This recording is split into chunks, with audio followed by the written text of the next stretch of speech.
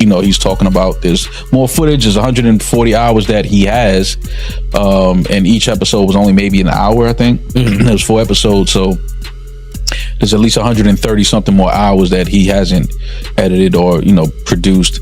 For some reason, Diddy, around the time of his arrest, thought, I know what I'm going to do. I'm going to be exonerated later, so I'm going to film all this, and then I can use it in my big comeback later when I'm not in jail. Didn't work out the way he thought, and it turns out he went to jail for a few years. All right, he didn't get the full amount, but he still got a few years. And 50 Cent somehow managed to pay for the footage off of the videographer. Probably Diddy's worst nightmare, this. It's got to be up there. Now, we're going to get into what's in the actual documentary, and hell, it's something. Anything that surprised you from that footage?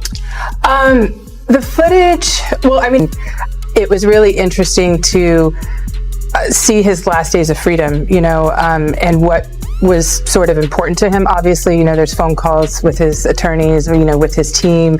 It was very interesting to watch a man who's known for his brand presence. He has a really amazing knack for marketing and all of that, and how he was sort of taking that into account and how he was coming off to the public, in the days leading up to his arrest and indictment. Like 3 or 4 pictures in the documentary that I've seen of myself. Some people say they saw more, but I know three different times where I was certain places that you could actually see me in the documentary. And when Netflix released Sean Combs' The Reckoning, many viewers sensed something was off almost immediately. The subject matter was heavy. The allegations were serious. The timeline was deeply unsettling. And yet, there was a quiet feeling that something was missing. Not facts, but moments, not accusations, but reactions. The story felt carefully framed, edited, even softened. That's when rumors of unreleased footage began to circulate. According to insiders, the documentary had access to far more material than what ultimately made it on screen. Footage that didn't just explain what happened, but captured how Diddy reacted as everything around him began to collapse.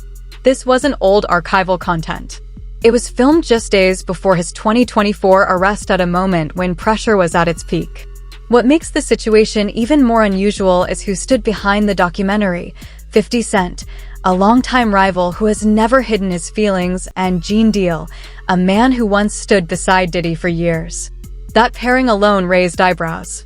But when legal threats followed the documentary's release, it became clear something deeper was unfolding. Netflix maintains that all footage was obtained legally. Diddy's team claims private material was stolen. 50 Cent hints that far more remains unseen. And Gene Deal insists this is only the surface. So the real question becomes simple. What did Netflix choose not to show, and why? For some reason, Diddy, around the time of his arrest, thought, I know what I'm going to do. I'm going to be exonerated later, so I'm going to film all this, and then I can use it in my big comeback later when I'm not in jail. Didn't work out the way he thought, and it turns out he went to jail for a few years. All right, he didn't get the full amount, but he still got a few years. And 50 Cent somehow managed to pay for the footage off of the videographer. Probably Diddy's worst nightmare, this. It's got to be up there. Now, we're going to get into what's in the actual documentary, and hell, we need the core theme to be, you didn't do anything wrong. You didn't do anything wrong on any front. By the way, these conversations, the lawyer had no idea he was recording them. So when the lawyer's like, yeah, we need everyone to believe you did nothing wrong, it kind of takes away from when the lawyer is out in public saying, yeah, my client is completely innocent, and now he showed the behind the scenes where he clearly didn't think he was very innocent. So not Diddy's smartest move. However, throughout this journey, you'll see he makes a lot of crazy decisions. I don't think it's working. I listened. I've been a superb client, as you said. I jumped on the plane. I'm coming to New York, but I'm just running around waiting for a shoe to drop. He's shitting himself right now, in case you can't tell, and he really doesn't look good. It's the middle of September, and there's still no indictment. Bro, then you have to have a spokesman. You have to have some sort of comms to constantly be pushing that, Mark. Because you may just be a person that you just may watch CNN. You know what I'm saying? And there's 9 billion people in the world, and 7 billion of them is on Instagram. and TikTok. He's basically trying to get control of the narrative. That's what he's really worried about. He wants public perception to be, this was all bullshit. Unfortunately for him, we'd all seen the CCTV of him beating the shit out of Cassie, so like, we know you're not a good guy, man. That's out there. A statement from your solicitor is really not going to change that. We have to find somebody that'll work with us, whether they from this country or from another country. It could be somebody that has dealt in the dirtiest of dirty business of media and propaganda. We need to brainwash some motherfuckers right now, and we need people who are used to working with the dirtiest of dirty, because that's what he is, and he's admitting it. How could you let this footage fall into the hands of 50 Cent, my guy? And honestly, it always comes down to money with Diddy, because Diddy didn't get rich just because he was, you know, clever in music. Diddy got rich because he robbed people all the time, and him not taking care of the people around him, it just comes back to bite him a million times over. It's like we have a movie, you're speaking this language, and you know what I'm saying, we need subtitles, and we're not providing the audience with subtitles. And I invited you to this movie, and you in this thing, you don't know what's going on. You just see you just see the images, you know, quickly. Now it has a whole life of its own. I gotta say, this whole doc was edited well. When you just see the pictures and they cut to the CCTV. Well done, 50. You nailed that, son. If you're going to take him down in style. So you get a clear window from the jump here into Diddy's psyche. He doesn't give a about Cassie or any of these girls. He doesn't give a about anyone. It's save yourself mentality, and it's crisis mode. And you can see on his face, we know he's got a problem. This is at an all-time high of his taking, surely, because he is stressed. The most talked about footage centers on the final days leading up to Diddy's September 2024 arrest. This was not a man unaware of the danger around him. This was someone who knew the walls were closing in. Cameras reportedly followed him through meetings, phone calls, and private moments that were never meant to be seen by the public. One clip, now widely discussed, shows Diddy in a hotel room speaking on speakerphone with his lead attorney. His voice is low and controlled, but his words carry weight. He admits they are losing, not struggling, not delayed losing. That single admission changed everything. Powerful figures rarely speak that way unless their options are disappearing. According to reports, the conversation quickly moves beyond legal defense and into reputation management. There are discussions about controlling the narrative, shaping public perception, and turning to people experienced in the darkest corners of media manipulation. This is why Diddy's legal team responded so aggressively. They argue these were private strategy discussions, never intended for public release. They claim the footage crosses a line. Netflix disagrees. So does 50 Cent. What makes this footage especially unsettling is not just what is said, but when it is said. It was recorded before the arrest, before the handcuffs, before the courtroom. It captures raw awareness, the realization that power, money, and silence may no longer be enough. And once viewers understand that this footage exists, it becomes difficult to believe what appeared on screen was the full story. One of the biggest mysteries is how this material ever left Diddy's control. According to reports, he had been working on a personal documentary, filming himself extensively. He wanted his own version of events preserved possibly for future release or to protect his image. 50, how'd you get it, and what does that scene show? Well, I mean, you know, you're a journalist, Harvey. Harvey, you would not disclose your sources. We usually don't. Yeah, but I got it. Yeah. What he said. and what do you think it conveys? Because we see someone trying to pull the strings and talking about, he would say affecting, others would say manipulating the public views of the allegations. I think that, you know, one big theme of the series is to go behind the scenes to really understand how brilliant you could say Sean Combs is at marketing, at owning his narrative, controlling the narrative at all times. And so why would that stop, you know, when his life is on the line? So I think that, you know, on its face, that's what it is. But as you get deeper in the film, you start to realize, you know, perhaps how some of these tactics, you know, how they really came to present themselves, you know, during the trial. You show that, his abilities, his early rise. Right. Alexandra, you also give time to victims of the alleged abuse. Some of the cases are in different procedural postures, and you show victims who were women and men. Why is that important? Because, you know, victims of sexual assault, sexual violence, you know, gender should not be a part of that conversation. When you are a victim, you are a victim. And I think that, you know, this series was a platform in a way for these alleged victims to come forward, give their truth, put context to their situations when so much of it was ripped out, you know, and we just the world was going for the salacious headlines, and they really had the time to tell their story. Yeah, and the film takes us way behind the PR or propaganda machine. You see Diddy the day he's finding out about new suits against him while he's in New York preparing for a possible criminal. Though it was never stated openly, Diddy's plan quietly collapsed behind the scenes. Contracts remained unfinished. Payments were delayed. Trust eroded. And when trust breaks down, footage becomes leverage. Sources claim the videographers uncertain of their legal position and frustrated by broken agreements ultimately sold the material. That is where 50 Cent's production team allegedly entered the picture. 50 Cent has never confirmed the details, but he has never denied knowing what exists either. Instead, he teased it. Cryptic online posts, dark jokes, subtle hints that he had seen things others hadn't. This wasn't accidental. It was pressure, psychological pressure. Netflix continued to stand by its claim that the footage was obtained legally. But legality doesn't erase discomfort, especially when the material captures a powerful figure unraveling in real time. Once the footage changed hands, the balance shifted. Control was gone. Editing power belonged to others. And suddenly, a man who once commanded entire rooms could no longer control his own image. That loss of control is what makes the unreleased footage so dangerous. 50 didn't have the power to do anything, but they used his name to like push the whole documentary. And that's what it was about. So that's why you don't see a cameo other than the pictures they used of me on the film in the documentary. I got like 3 or 4 pictures in the documentary that I've seen of myself. You know, some people say they saw more, but I know three different times where I was certain places that you could actually see me in the documentary, and that's the only thing you're going to get.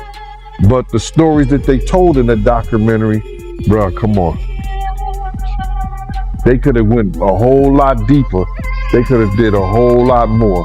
So I ain't in the documentary because that lady that was the director, I think, what's her name? Alex, you know, Alex State, you know her name, Mighty? Yo, Mighty, just give me 1 second. Give me 1 second. I'm gonna look this up, all right? Okay. Her name is Alex Stapleton. The director that I spoke to was Alex Stapleton. She was the one told me that she was the director, she was the producer, whatever, this, that, and the third, the whole 9 yards, and she was talking mad greasy to me. And listen here, it's no my after you talk that kind of talk to me, it's no amount of money she could have paid me anyway for me to get in there. You know, my story is more too valuable, you know, getting in depth with this whole stuff, and it would have helped that documentary a whole lot. You know what I'm saying? In actually, they used all the stuff that I told them and did it the way that I was saying do it. Tim Dog started off with the childhood with Puff and the whole 9 yards. Kirk Burrows do the business part, but they was trying to put people in there like Mark Curry and other people to talk about the streets or what was going on, you know, a certain thing. But Mark can only say so much, you know what I'm saying, because he was an artist.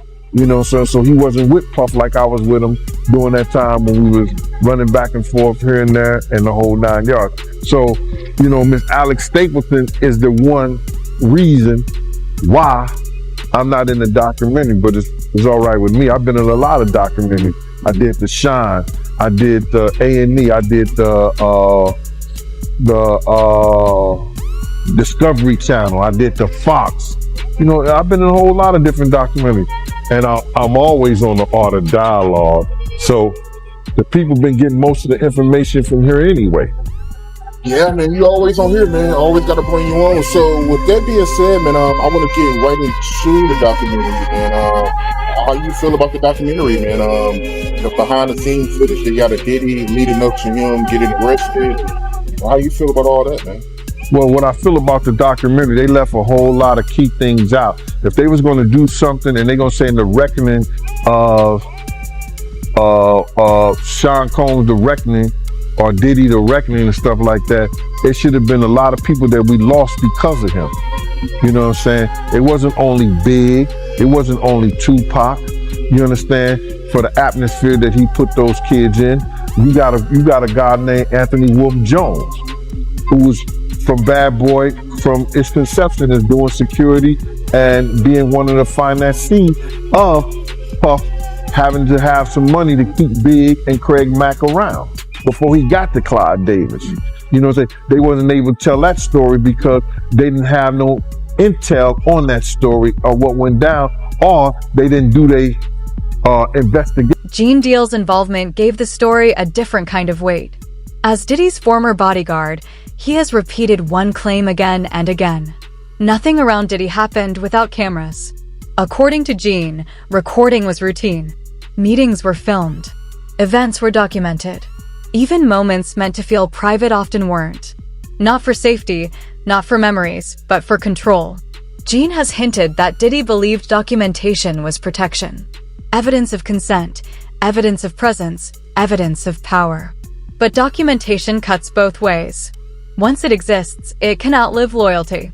When Gene Deal spoke about unreleased footage, he didn't sound shocked. He sounded unsurprised, almost calm, as if he had been waiting for this moment all along. They want to say that 50 Cent did the whole documentary. He was responsible for doing the whole documentary. What goes in there, what goes out of there. And I don't believe that. And I don't believe that he's responsible for everything that goes in there. I don't believe he's responsible for everything that goes out of there. Guys want to say that he's snitching, you know what I'm saying, because he's telling his truth about what went down and what he saw or what he heard or whatever like that. I don't know how to love my enemy. And if I gotta put out the truth about something that he was doing and is wrong, and that was wrong, I don't have no problem with that shit. Not a problem at all. Keep doing it. Maybe enough men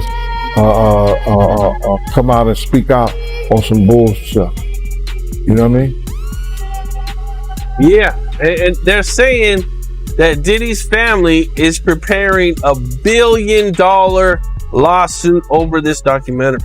I think they dropped it already. I don't think they ain't gonna have a chance, because before you put something out like that, they're gonna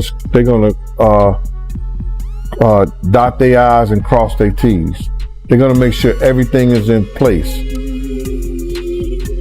And if Puff had friends over there at Netflix, if it haven't came down, if it haven't came down yet, they ain't got a leg to stand on.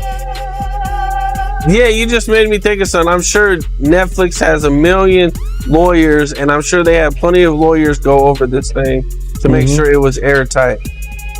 Yes, sir. And they might probably even cut some stuff out that maybe they weren't even sure about. Just probably. Well, Gene, I appreciate you taking the time. Dope content as always. And I wish you luck, man. I know, man, you get on these interviews and they go crazy, man. Yeah, man, listen. A lot of people want to, come at me, and everybody want to find fault in 50, find fault in me, find fault in anybody who's speaking out against the evil that's been going on. But what about find fault from the person who did it?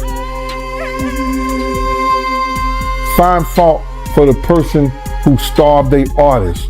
Find fault for the person who led an artist out there to lead to his death. Find fault in a person who set up the atmosphere for one of the greatest artists in hip hop to lose his life. You know what I'm saying? Find fault in a person that allegedly had a person saw in the middle of the night and they didn't want to be saw. Find fault in this individual who did all this crazy shit to people instead of find fault in the people who's talking about it and letting you know about it. Why do you think people defend Diddy? That's crazy, right? I used to really believe they really want to be in the Diddy party. So he suggested that what the public has seen is restrained, carefully selected, and that far more exists that could completely change how people understand the situation.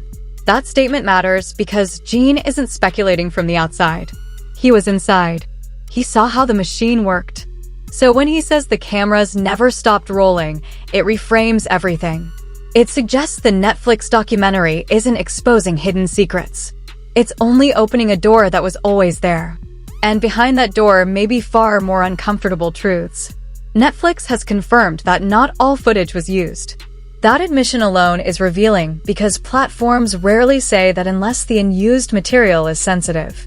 Reports suggest hours of footage were deemed too risky emotional breakdowns, financial stress, paranoia, reactions to lawsuits, and conversations that blurred the line between personal and legal strategy. Netflix chose what could be defended in court, not necessarily what told the full story. That decision created a gap, and into that gap stepped speculation. Social media, industry insiders, former associates, everyone began asking the same question. What didn't we see? 50 Cent fueled that curiosity deliberately. He hinted that the footage Netflix skipped still exists, that his team may still have access, that this wasn't the end. This is why the documentary feels incomplete. Not because it lacked accusations, but because it lacked rawness. The moments when masks slip, when fear shows, when confidence cracks. Netflix protected itself. 50 Cent protected the suspense, and Diddy's team tried to shut everything down. But once the idea of unreleased footage enters public awareness, silence itself becomes suspicious. There's another 100 hours of Diddy footage on the cutting room floor? So Diddy is still doing press. 50. Diddy is not doing press. No, he's doing press on the yard. He's doing press, like he's doing push-ups. No, 50 is still doing press, and obviously with the success of the Reckoning documentary, he's talking about this more footage. Is 140 hours that he has, and each episode was only maybe an hour, I think. There was 4 episodes, so there's at least 130 something more hours that he hasn't edited or produced. And he's saying that he may put it out on YouTube, just to put it out there, like on his 50 Cent Vivo page. I don't know if it'll be on his page, but he just said, he doesn't know if he's going to release it with Netflix or through Netflix. He might just, put it out on YouTube or wherever, some other platform. But the one thing that he said that was interesting is, he said, because you see people out here trying to, say, oh, the documentary can paint a narrative, this and the third. And his words were, if you see the rest of this footage, there will be no more, kind of like, oh, you can paint this narrative. It's pretty clear cut. The things that are being said in the documentary, the things that he still can't believe Puff, because he says that a lot. Like, he can't believe Puff actually recorded all of this. Yeah. But so why does 50 not put that, if it's that damning and that crazy, why not put it in the doc? I don't know why. I don't know why he didn't put it in the doc. Maybe, the stories, maybe he had more people that he would need to interview and have sit down for the documentary to kind of go through those stories that are in there. It could be a number of reasons, but the fact that he has over 100 hours of footage of personal footage and things like that leading up to the case, because the story is Puff felt like he was going to win the case, and that this was going to be footage for his documentary that he would have released, the redemption, after the trial was done and things like that. So the amount of things that he probably was recording, just going off of the fact that he felt like they were going to win the case. Yeah. And this is my footage and these guys aren't going to put it out. Yeah. Like, all the crazy we're going to take out. Right. But even I did see who I think was the director of what Diddy was trying to do had mentioned that he was on vacation or was out of town and had someone fill in for him. And that's the only footage that made it to the doc because that guy sold it. So maybe that director didn't pay the person to fill in, so he owned the footage and was able to give it away. But maybe all this other footage, 50 doesn't have permission to put out.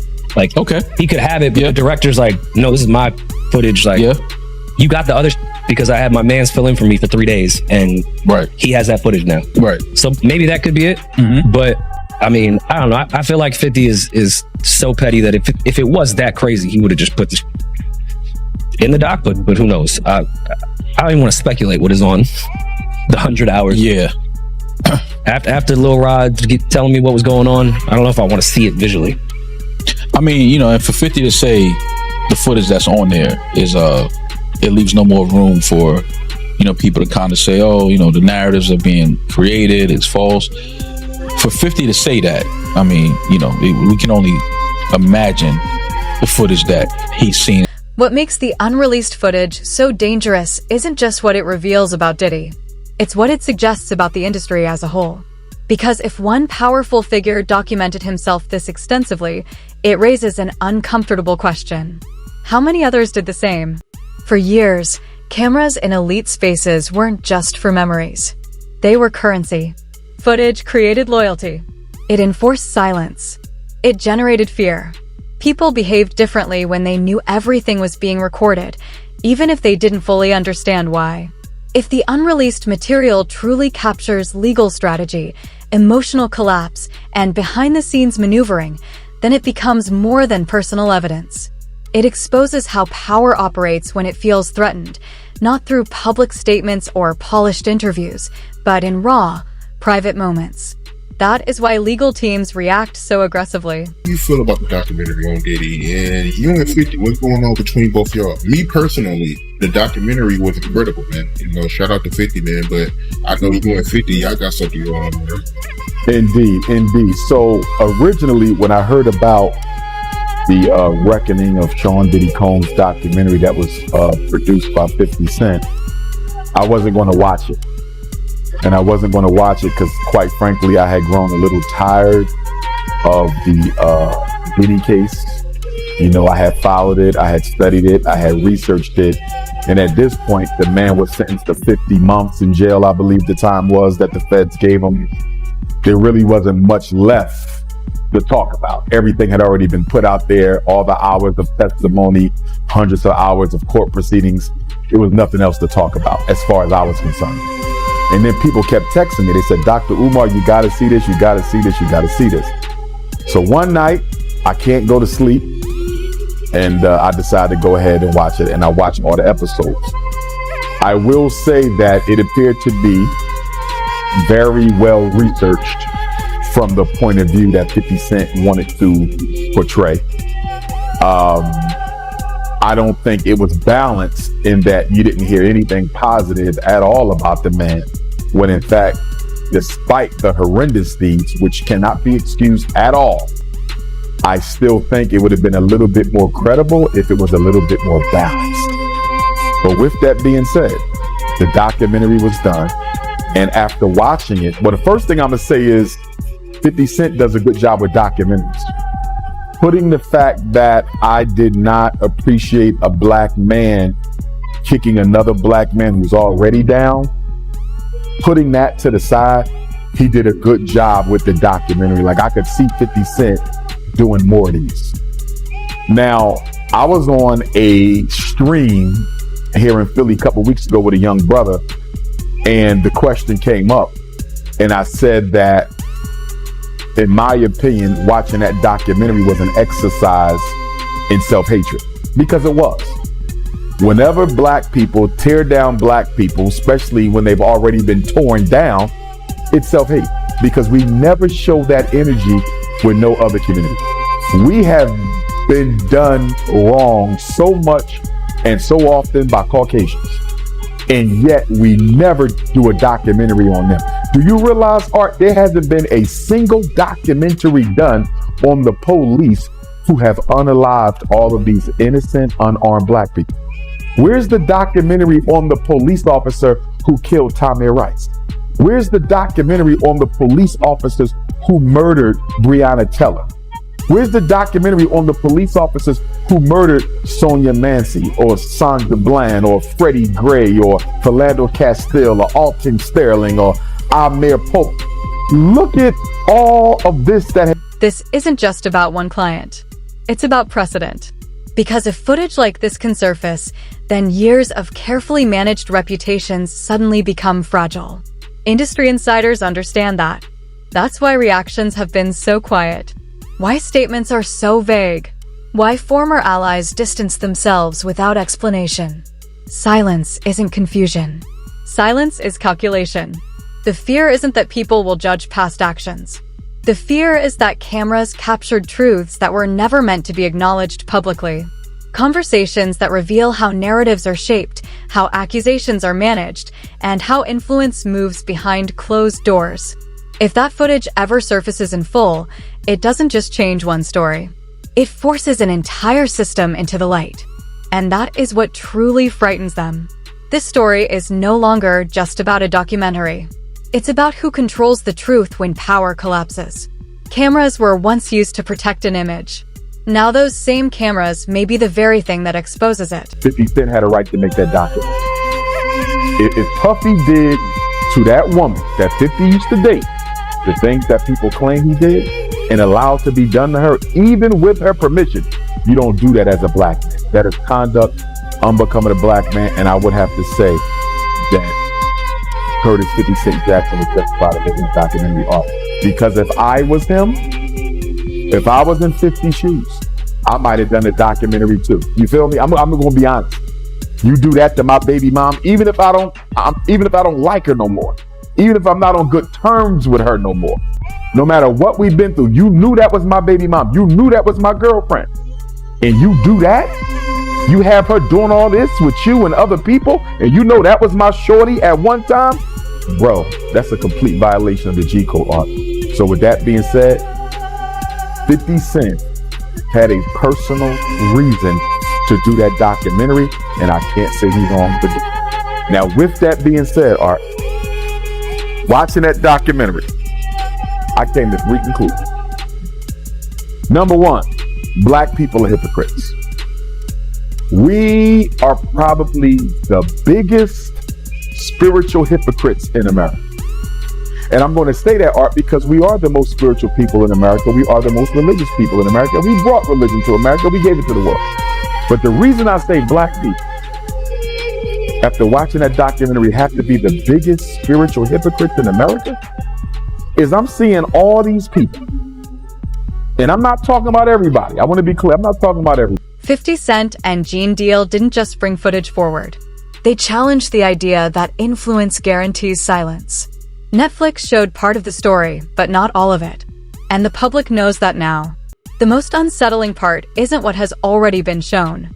It's what may still be hidden. Footage locked away, sealed, unreleased, waiting. Because once people believe there's more, they stop trusting what they see. So, the real question is